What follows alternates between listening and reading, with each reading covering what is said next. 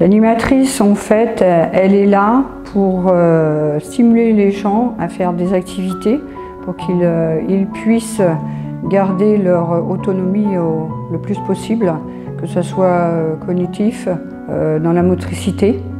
Alors mon parcours va être étonnant pour vous.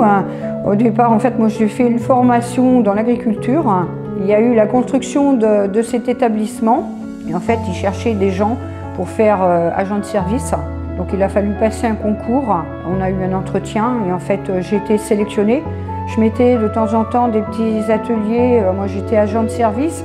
Donc il fallait que je jongle entre mon travail d'agent de service, faire l'animation, donc il fallait toujours courir. Donc Madame Bourreau m'a proposé de faire une formation, c'était par alternance.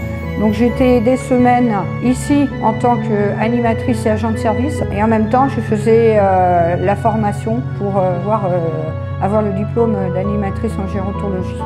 Alors c'est une formation qui m'a appris beaucoup. On a appris la pathologie des gens, que c'était une EHPAD, des gens extérieurs, comment gérer les conflits entre les personnes. On a eu aussi un coaching, parce que pour être animatrice aussi, il faut se sentir bien aussi soi-même, avant de pouvoir faire partager aux autres les choses qu'on va mettre en place. On a appris évidemment faire un budget, comment faire un planning, faire des études de cas. Voilà, donc depuis, je suis animatrice à temps plein. Alors pour être animatrice, il faut être patient, il faut de la volonté, il faut savoir aussi mettre en place des choses. Il faut aimer ce qu'on fait, comme dans tout métier. Il faut avoir la pêche. Les gens nous donnent, mais il faut aussi donner, ne pas avoir peur de répéter les choses.